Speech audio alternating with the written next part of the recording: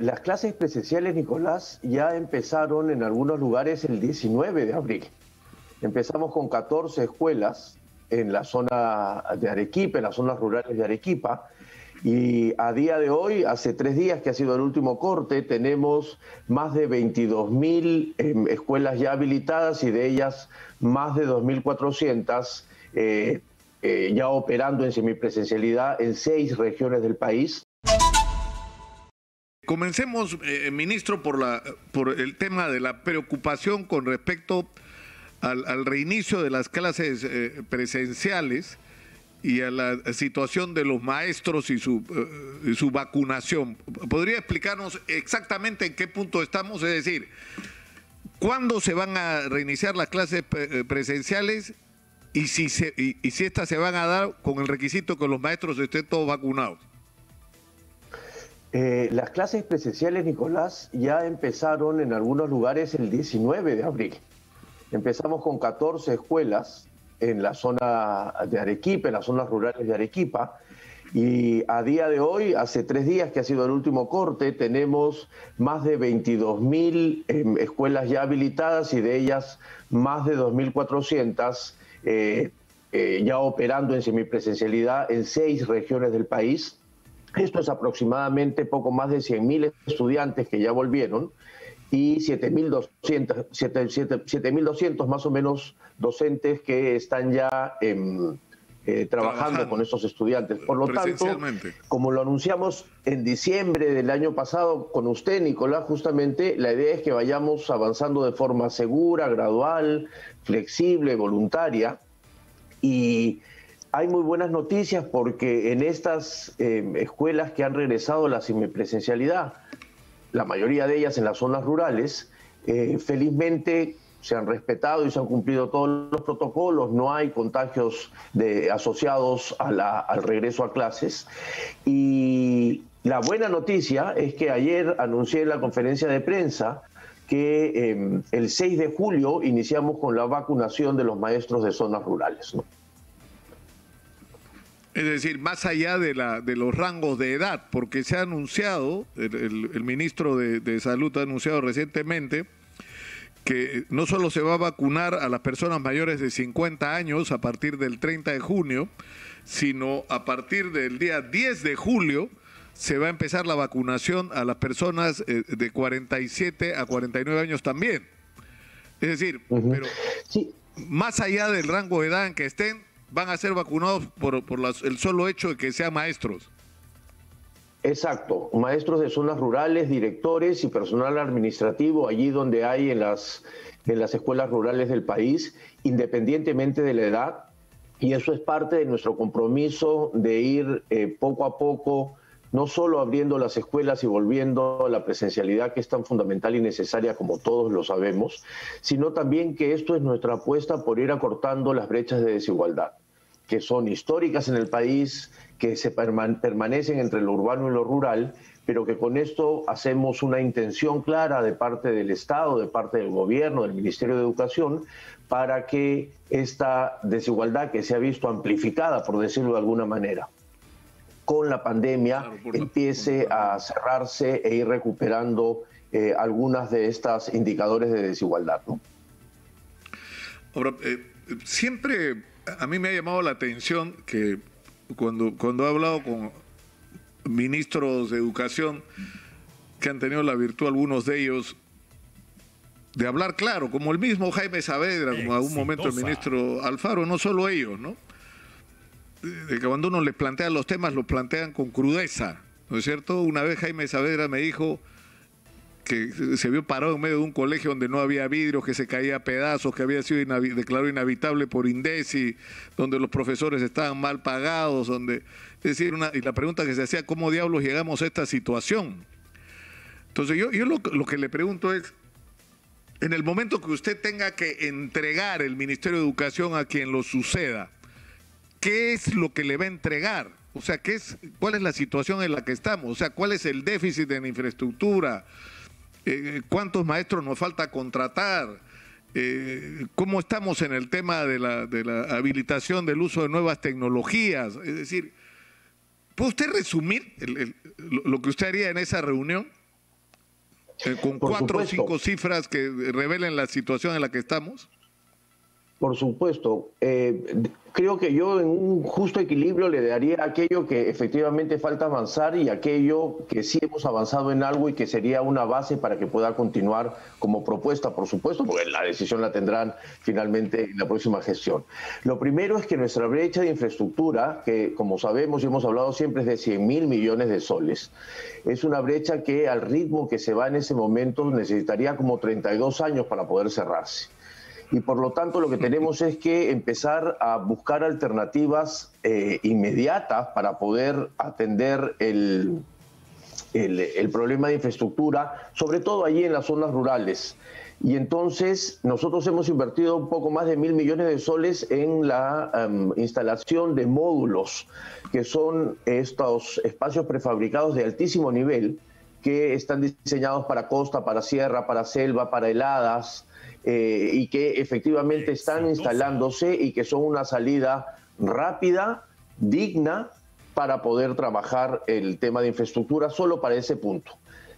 Segundo, que aun cuando eso es un problema en las zonas urbanas, uno pensaría que no teníamos problemas. En Lima Metropolitana, Nicolás, recién ahora vamos a haber cumplido con que todas las escuelas urbanas en el país, en Lima, tengan una conexión al agua y al desagüe gracias a un convenio con Sedapal.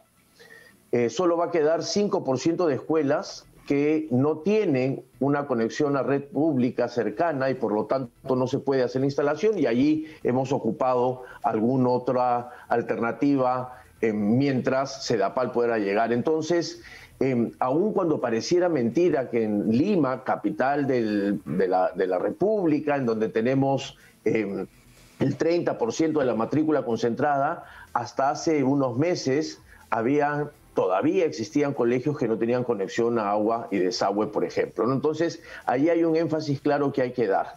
Con el tema de los docentes, no solo hemos reactivado este año el concurso de nombramiento y el concurso de ascensos, sino que estamos planteando un fortalecimiento de la política docente en el presupuesto, que como sabe vamos a dejar como el borrador final, porque el próximo gobierno, el próximo Congreso tendrá que aprobarlo, ¿no?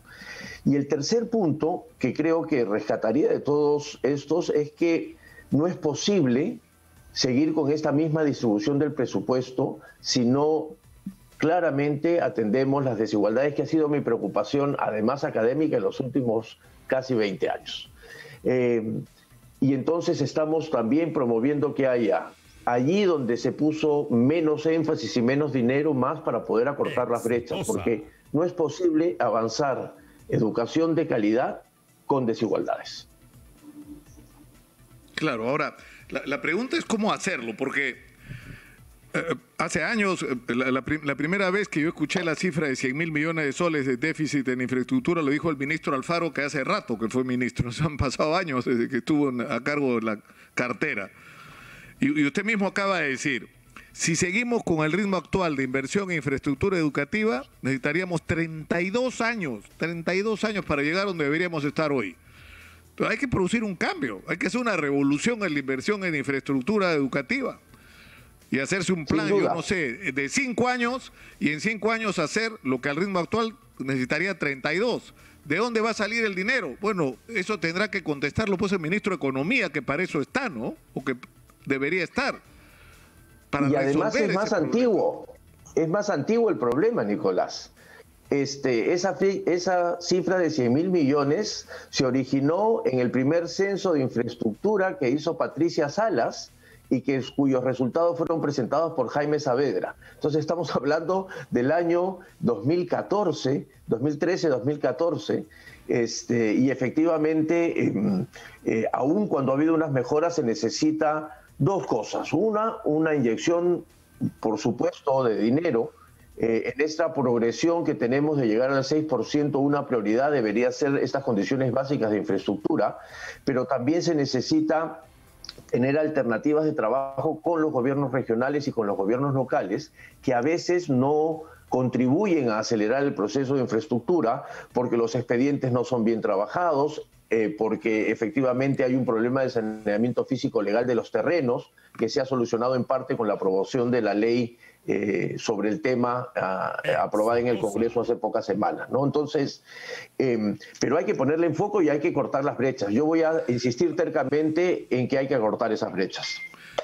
Ahora, el problema es que a esto de la infraestructura, digamos, se suma el tema de las nuevas tecnologías, porque la pandemia ya nos ha obligado a poner algo que en otros países ya estaba puesto en la agenda, que es la necesidad de esta combinación entre la educación presencial y la educación, ¿no es cierto?, virtual, y la introducción de las tecnologías del Internet, no solo para la educación virtual, sino incluso para la presencial. Es decir, que todo estudiante debería tener por lo menos su tablet en la mano, como un instrumento para estudiarse.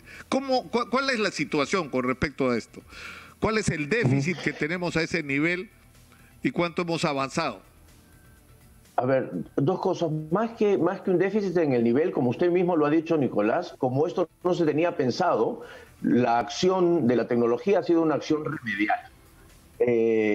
Y particularmente para atención a la situación de emergencia el año pasado, con la dotación de 1.056.000 tablets, con la conectividad en las escuelas, con el tema de plan de datos para los docentes, que este año continúa. Pero el problema más importante es el que usted ha dicho, es incorporar esto a la vida cotidiana de la educación. No solo como una cuestión remedial porque la pandemia no me deja salir, porque la educación tiene que ir acorde con una serie de... La educación, Nicolás, si me permito comentárselo, tiene una tradición muy conservadora en todos los países, ¿no es cierto? Se necesita tener un aula con 20 personas, más un docente, estos estudiantes tienen una relación particular, todo eso está relativamente pautado desde un sistema, y estos cambios son cambios que tardan muchísimo en la educación. Entonces, lo primero que hay que hacer es saber que la educación virtual y remota no es una respuesta solo a una emergencia. Lo fue, se hizo el mejor esfuerzo el año pasado, sobre la base de lo aprendido mejoramos, y a partir de ello estamos planteando algo, otra vez para lo que nos queda, que es el próximo presupuesto, el borrador que estamos llamando de educación híbrida, en la que no solo se piensa en dotación de instrumentos, tablets, laptops, computadoras fijas, teléfonos celulares, sino que se piense efectivamente, como en algunos otros países, el ejemplo más claro es Uruguay con el Plan Ceibal, que ha pensado la educación híbrida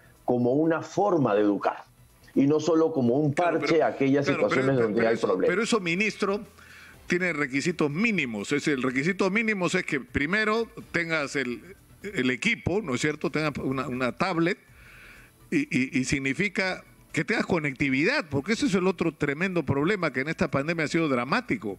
O sea, la cantidad de chicos que se han quedado sin recibir, no educación de calidad, sin recibir educación por falta de conectividad. El 45% de los centros poblados en el país no tiene conectividad.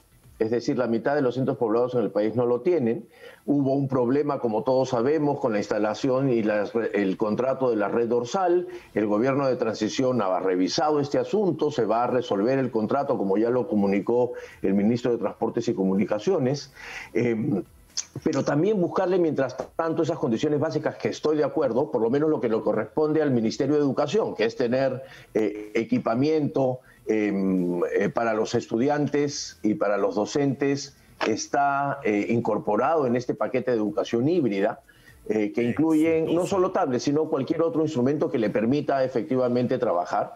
Pero por otro lado, saber que mientras tanto tenemos que avanzar con algo. El año pasado hemos tenido unos pilotos que se replicaron este año para trabajar fuera de línea en núcleos, es decir, en Apurímac lo hicimos. Hay un microserver fuera de línea, se actualizaban los contenidos, solamente, por supuesto, podían compartir información entre los miembros de esta red, pero se puede ir avanzando porque me ha hecho acordar mucho a mi querido maestro, amigo y colega Julio Kotler, que siempre nos decía que hay una escalera grande y unas escaleras chiquitas para alcanzar el objetivo. Si no se puede la escalera grande, a veces siempre es más recomendable ir con las escaleras chicas, ¿no? Ahora, el tema no es solo, como estamos hablando, es decir, tienes un problema de infraestructura, tienes un problema de la educación híbrida, como se le ha dicho, que requiere equipos, requiere contenidos, por supuesto, y requiere conectividad. Pero esto debería ser universal para estudiantes y maestros. O sea, muchos maestros están teniendo y han tenido dificultades porque han tenido que meter la mano al bolsillo para pagar no solo la conexión para ellos, para pagar la conexión en algunos casos de sus alumnos, ¿no? O sea, tendría que haber... ¿no? Sí, y felizmente pudimos ayudarlos con los planes de datos, porque si no hubiese sido mucho más complicado el asunto para ellos, ¿no es cierto? Y con la capacitación, este año 260.000 maestros se han capacitado entre dos temas que nos parecieron fundamentales. Uno, el trabajo del tratamiento socioemocional, porque esta situación de pandemia nos ha puesto un estrés enorme a todos, particularmente a los estudiantes y a los docentes, porque tenían que montar un sistema educativo para los que el Perú y en general ningún país estuvo preparado. Pero segundo, capacitaciones que tienen que ver con el uso de herramientas tecnológicas, porque hay una cuestión que, permítame ponerme un minuto algo académico, Nicolás, hay algo que se llama el fetichismo tecnológico, ¿no es cierto? Pensando que el aparato va a solucionar el problema, y el riesgo mayor es que aún teniendo el instrumento, la tablet, la laptop o el teléfono, las cosas no cambien porque no las adapto a la nueva manera de aprender. Es decir, si yo traslado la presencialidad a la virtualidad, así tenga el aparato, no voy a aprender, ¿no es cierto? Se necesita hacer un cambio. Pero hay alguna, es decir, pero ¿cuál es la idea? Y concuerdo con usted que ese tema de contenido, por así decirlo, y de habilidades, ¿no es cierto?, para manejar los contenidos con las nuevas plataformas.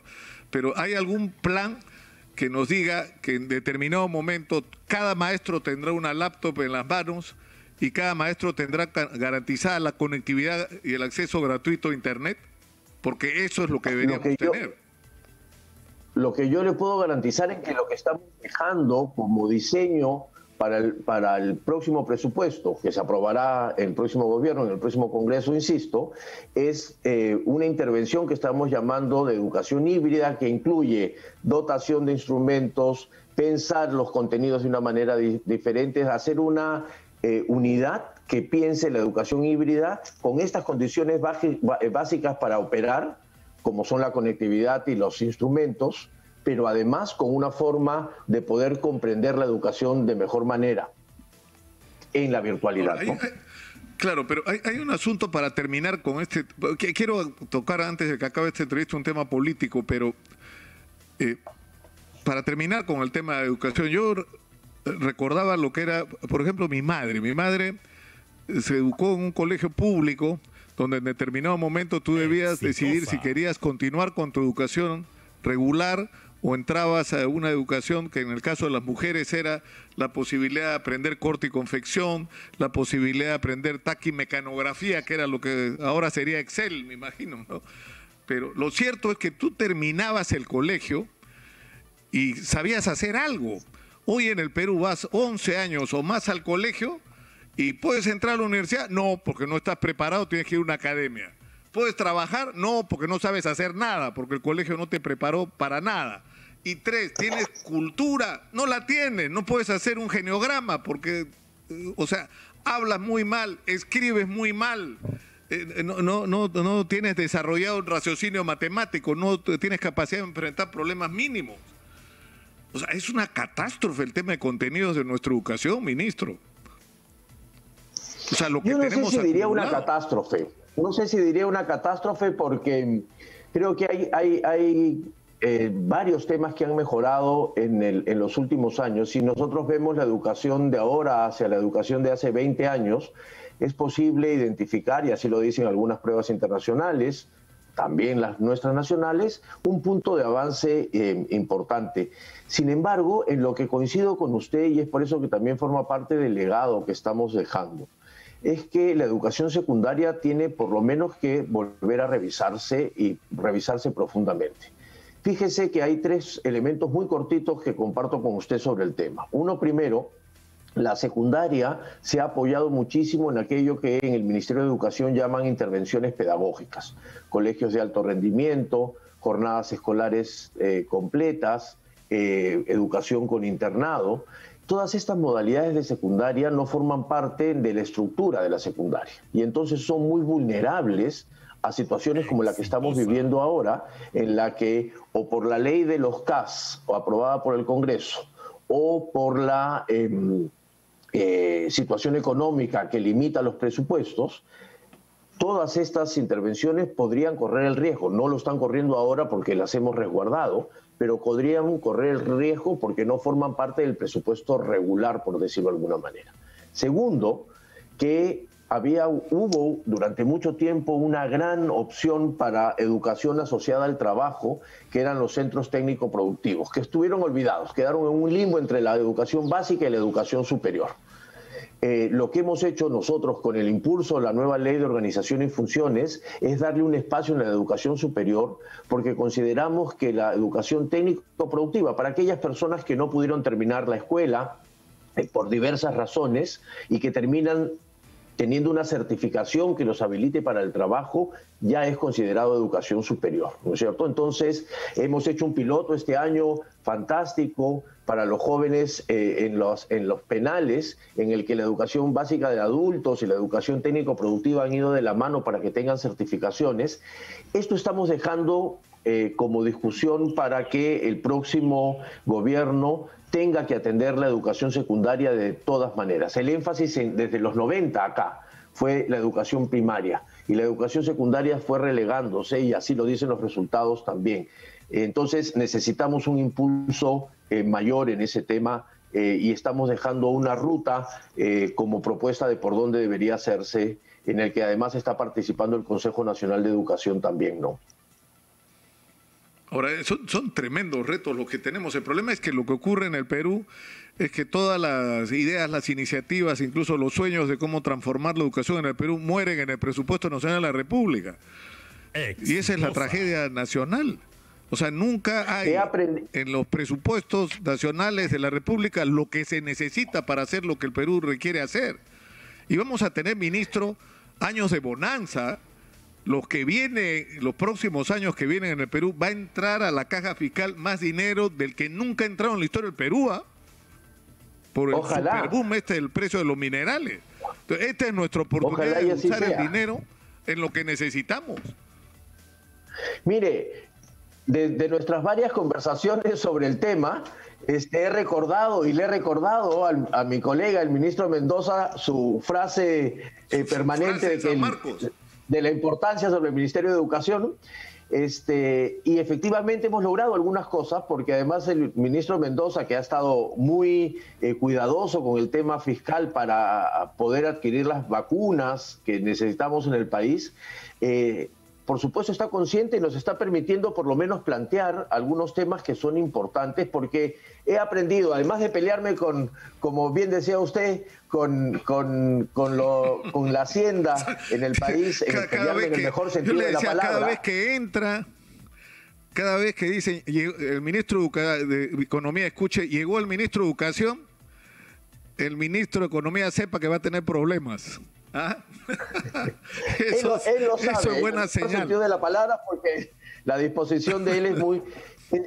yo he aprendido algo que quiero compartir con usted para decirle que recogí su primera frase en la primera entrevista que tuvimos desde que asumí el cargo. Y es que efectivamente hay que exigir más presupuesto, pero también hay que saber cómo exigirlo. Y entonces creo que hemos ido mostrando que los incrementos que hemos tenido incluso este año han sido con el suficiente argumento para efectivamente decir aquí estamos avanzando y aquí estamos retornando. Entonces, un equilibrio de cómo pedirlo y, por supuesto, exigirlo, creo que nos ha resultado y eso sería una gran lección, porque fíjese, con esto quiero terminar, una de las cosas que hemos aprendido en el sector educación, y lo dije ayer en la conferencia de prensa en donde damos la información de lo actuado en el sector, es que algo que hemos aprendido en educación es que por lo menos desde el 2012 aquí, independientemente de quiénes hayan sido los ministros, las ministras o las gestiones, hemos ido aprendiendo, los educadores, me incluyo en este gran grupo, que hay algunas políticas que hay que sostener.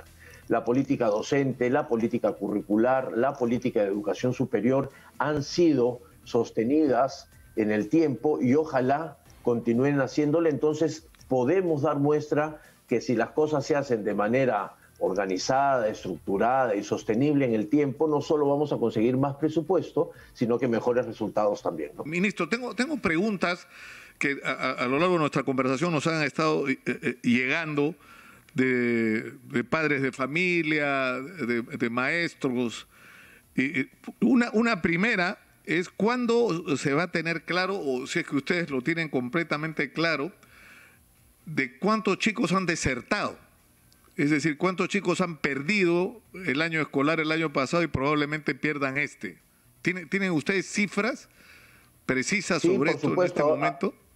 Sí, por supuesto. Ahora mismo le comparto la información de las... Yo le prefiero llamar interrupciones escolares y no deserciones, porque no siempre son responsabilidad de los estudiantes el haberse quedado fuera, ¿no? Primero, una diferencia muy chiquita para poder entender. La llamada deserción se mide en función a cuántos se matricularon y cuántos no es cierto?, de año a año. Indistintamente de cómo avanzan ellos en sus estudios y si la interrupción ha incorporado en ello. A nivel nacional, la deserción ha sido de una tasa de 2.6%, es decir, se ha mantenido en los niveles relativamente estándares que históricamente se ha tenido con la deserción en el país. No obstante, cuando miramos por niveles, quienes sí han duplicado su interrupción de estudios han sido los chicos más pequeñitos de educación inicial, porque a ellos les ha sido mucho más fuerte el poder seguir la educación remota, pero además porque muchos de los nidos privados de bajo costo son los que se han visto más afectados con la situación de la pandemia, y entonces los padres, por la situación económica, no han enviado a sus niños. El segundo grupo que representa, que ha incrementado casi un 50%, y son alrededor de 70.000 estudiantes, es en el caso de secundaria, ¿no es cierto?, en donde hemos tenido un ligero incremento, no tan duro como en el de inicial. Pero a diferencia de ello, en educación primaria la tasa es de 1,80 y ha bajado respecto de la del año 19-20, que estaba en 2.2. Entonces, esto nos indica que la estrategia y el sistema, ya lo hablábamos antes, está mucho más consolidado en la educación primaria que en los otros niveles, y ahí hay una tarea que hacer, ¿no? Ahora, hay otra pregunta sobre el tema de las clases presenciales. Es decir, los padres de familia, como imaginará, ministro, están desesperados para saber a qué atenerse, ¿no es cierto? ¿Cuándo empieza esto? Porque han sido muy duros estos meses para los padres, que han tenido que, y sobre todo para las madres de familia, ¿no es cierto?, que atender los temas del hogar, trabajar y estar, digamos, como profesores complementarios para sus hijos, porque sobre todo para los más pequeños, si el padre no estaba al lado, digamos, difícilmente el niño podía seguir la clase. O sea, ¿cuál es el plan? ¿Cuál es la idea que hay? A ver, como siempre dijimos al principio, el compromiso del retorno del año escolar estaba asociado a una situación de condiciones epidemiológicas que permitan la apertura. Y es por eso, y no es ninguna ciencia oculta, que han empezado en las zonas rurales, porque ahí es donde hubo mayor control epidemiológico, ¿no es cierto? No se expandió tanto el virus y por lo tanto los contagios no estuvieron concentrados en las zonas rurales, y por eso es que han empezado a abrir, y es por eso que hay más de 100.000. La preocupación de algunos padres son la preocupación de los padres de las zonas urbanas, claramente. Las zonas urbanas todavía tienen indicadores, según nuestro sistema, que están efectivamente teniendo niveles que no permiten una apertura, salvo los centros de educación básica especial, que están en zonas urbanas, que ya han abierto, porque tienen un control mejor de las condiciones de protocolo, y porque además están, Nicolás, los niños, las niñas, los jóvenes que durante el año pasado no han recibido sus terapias, y son chicos con múltiples discapacidades o discapacidades severas que tienen en el SEBE, en los centros de educación básica especial, su única oportunidad para hacerlo. Entonces, esto se va a ir abriendo poco a poco. Si los números de la epidemia, nosotros cada 2 semanas tenemos el reporte ¿no es cierto? El siguiente domingo se filtra la nueva información y el lunes de las 22.000 escuelas que están habilitadas, probablemente se van a habilitar un poco más. Y allí los gobiernos regionales que toman la decisión junto con nosotros y las UGELes, empiezan a decirles, tú también puedes empezar a abrir bajo estas condiciones y estos protocolos, y entonces ahí va la apertura. Entonces, una bola de cristal no tengo para decir cómo va a comportarse la epidemia. Si llega la tercera ola, la cosa se pone complicada, claro, uno pero no, por lo no menos la imaginar ruta lo que para está la pasando apertura la tenemos. Claro, uno no podría imaginarse lo que está pasando en Arequipa ahorita, por ejemplo, ¿no? Ahora, ustedes ya tienen hecho un corte que les permita saber, en base a una evaluación, cómo estamos.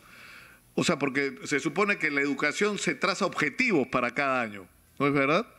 O sea, objetivos a lograrse en diferentes áreas. ¿Ustedes ya tienen en este momento una evaluación en relación a los estudiantes? Lo que tenemos son las evaluaciones que los docentes hacen de sus estudiantes, porque una de las cosas que nos ha hecho la pandemia es mostrar las limitaciones de las pruebas estandarizadas. En el Perú y en general, por eso PISA el año pasado se canceló y este año lo más probable es que se vuelva a cancelar, porque estas pruebas en las que tenemos el diagnóstico grueso del sistema han sido diseñadas durante los últimos 12 años para que sean hechas de forma presencial. Y esto no ha logrado superarse, no sabemos los sistemas educativos cómo hacer una evaluación censal remota o muestral remota, y entonces lo que han hecho el Perú y la mayoría de países para tener información es volver al trabajo y responsabilidad directa de los docentes de levantar información de los estudiantes para que a partir de ello puedan diseñar cómo vamos en la ruta. Lo que estamos diseñando es diseñando un piloto para poder recoger esa información de los docentes y tener un agregado que nos permita tener una idea, un panorama general, pero estamos aprendiendo a levantar nuevamente información, ¿no? Ahora, me escriben maestros desde Piura pidiéndome que le pregunte cuándo se va a pagar la deuda social que hay con los maestros, que es un tema. Con los ministros no hay deuda social todavía. Sí, pero, me refiero a los maestros, pero es un lapso. Hay otro tipo de deuda social con eso, pero están puestos en todos los presupuestos de todos los años. Ahora lo estamos volviendo a incluir. En el del año pasado no se incluyó, la deuda social se paga por partes. El presupuesto que heredamos nosotros del gobierno anterior estuvo aprobado sin eso, por una situación probablemente comprensible de la pandemia. Ahora en el paquete se está volviendo a incluir, en este paquete de políticas docentes y de fortalecimiento de la carrera, con una propuesta de nuevamente aumentos para las RIM, para remuneraciones íntegras mensuales, ampliación de plazas, un cambio en el ascenso para que las personas puedan subir más rápido en las escalas, y estamos dejando nuevamente ese paquete, así como el de la educación híbrida, listo para que ojalá sea aprobado el próximo semestre, ¿no? Tengo una última pregunta sobre el tema educativo y dos preguntas políticas. Máximo Fuentes me pregunta sobre el tema de la corrupción en el Ministerio de Educación. Es decir, la corrupción atraviesa transversalmente todo el Estado peruano en todos los niveles y más allá del signo político de quien tenga la conducción de la instancia que sea. Y hay un problema de corrupción en la estructura del sistema. O sea, nosotros recibimos montones de denuncias de las UGELes. Incluso ha habido problemas con las adquisiciones, ¿no? Que pasan cosas raras con las adquisiciones, proveedores que no califican. Bueno, usted conoce más que yo de estos temas, ¿no? Pero ¿cómo se va a enfrentar? ¿Qué es lo que se propone hacer para enfrentar el problema de la corrupción? Dos cosas. Primero, felizmente durante nuestra gestión no ha habido ninguna irregularidad, cosa que se apoya además en que a principios de año recibimos aviso antisoborno, porque efectivamente se ha ido implementando, no solo conmigo, sino desde hace algunos años ya dentro del Ministerio de Educación, una serie de protocolos para luchar contra la corrupción. Sin embargo, hay todavía que afinar una serie de temas. Una de las cosas que parece muy chiquita, pero que finalmente es bien importante para este proceso de lucha contra la corrupción a nivel de directores, UGELes, plazas de los docentes y todo eso que ya está registrado, incluso en la literatura y en los informes de la Defensoría, es que con la nueva ley de organización y funciones, los niveles de coordinación con los gobiernos regionales, con las direcciones regionales y con la UGEL, ahora también tienen un espacio que antes fue medio fabricado dentro de la estructura orgánica y de las funciones del ministerio, que va a permitir tener una mirada mucho más intergubernamental de las acciones, y eso va, de alguna manera, a ayudar a tener el marco normativo que permita tener un mayor control sobre aquellos asuntos asociados a las corrupciones en el sector, ¿no? Ahora, sobre política, quería preguntarle dos temas bien específicos. Uno es la interpelación que se está discutiendo en el Congreso contra la ministra Violeta Bermúdez. ¿Ustedes han hablado de esto en el Consejo de Ministros? ¿Cuál es su opinión sobre este tema? No, recién tenemos Consejo de Ministros el día miércoles, mañana. Sin embargo, como siempre hemos dicho en el gobierno de transición, la interpelación o cualquier otro instrumento que tiene el Congreso para recibir información de parte del Ejecutivo es absolutamente válido, y nosotros estaremos siempre dispuestos a asistir a ello en cualquiera de sus formas. Si es que el Congreso decide llamar a la presidenta del Consejo de Ministros para alguna explicación, estoy absolutamente convencido que lo hará y dará las explicaciones del caso, porque, Nicolás, directamente he sido testigo y protagonista y es posible sacar adelante agendas conjuntas con el Congreso de la República si se trabaja en el sentido político de la mejor manera entendible, es decir, si se colocan los intereses por delante. Fíjense que hemos sacado una ley de organización y funciones en el Congreso de la República sin que el gobierno de transición tenga una bancada, sin que el gobierno de transición tenga un partido, una vida política. Somos un conjunto de técnicos que acompañamos al presidente Sagasti, y desde diciembre del año pasado construimos desde la gestión una relación con el Congreso de la República que nos ha permitido, a pesar de las discrepancias, poder tener eso. Entonces, si entendemos la interpelación como una herramienta política, en el mejor sentido de la palabra, en el que tenemos que rendir cuentas, debería ser parte para efectivamente tener conocimiento de los hechos, pero sobre todo para saber que eso no tiene por qué significar un enfrentamiento.